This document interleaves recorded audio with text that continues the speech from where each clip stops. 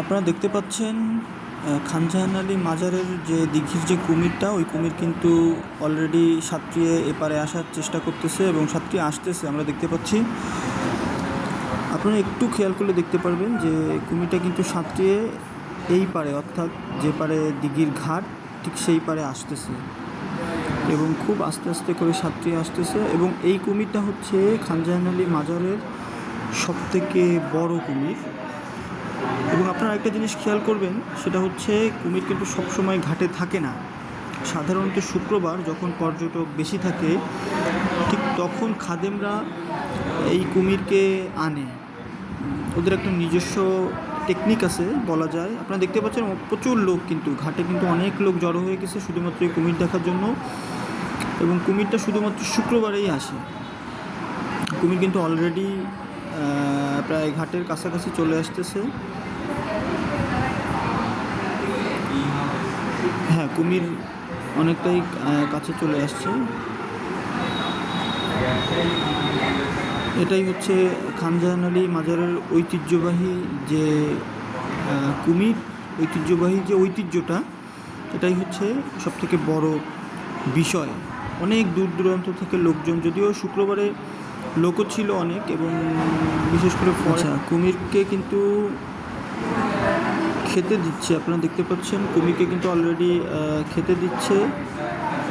মুরগি কেটে দেওয়া হয়েছে।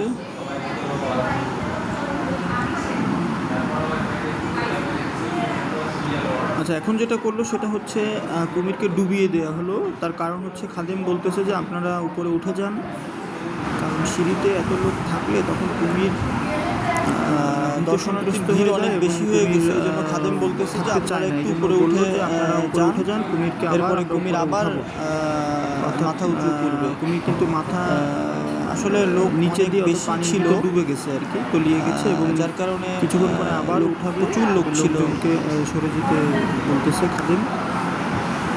ওই সাইডে আরও বেশি লোক ছিল, লোকজন অনেক বেশি, সব মিলে। এবং কুমির যখন সিঁড়ির একদম ঘাটে মানুষ নেমে যায়, তখন কিন্তু কুমির কিন্তু নিচে অর্থাৎ তলে তলিয়ে যায়। চীনের কিন্তু কুমির থাকে না, তারা জানবেন হয়তো যে শুক্রবার আমরা যখন গেছিলাম দুপুরের পর যে কোনো একটা অকেশন, তখন কিন্তু কুমির একদম আপনার ঘাটে আসার পরে অনেকক্ষণ ছিল। যদিও আপনাদেরকে সব পুরো সময়টা দেখাতে আমি পারিনি, কারণ লোকজনের ভিড়ও ছিল, সবাই সময়ে ছিলাম, সাপেক্ষ একটা বিষয় ছিল। খানজাহান আলী মাজারের একটা ঐতিহ্য হচ্ছে যে যারা মানত করতে আসে তারা কিন্তু প্রথমে যারা খেদমতে আসে খানজাহান আলী মাজারের ভিতরে যারা থাকেন খাদেম, তাদের কাছ থেকে নির্দিষ্ট, অর্থাৎ কেউ যদি ছাগল দেয় ছাগল, কেউ যদি গরু মানত করে সে গরু, কেউ মুরগি মানত করলে মুরগি, এরকম যারা যেটা মানত করে সেই অনুপাতে হচ্ছে এখানে মানতের নির্দিষ্ট, অনেক সময় এরকমও করে যে মানতের নির্দিষ্ট টাকাটা হচ্ছে মাজারে খাদেমদের মাধ্যমে দান করে।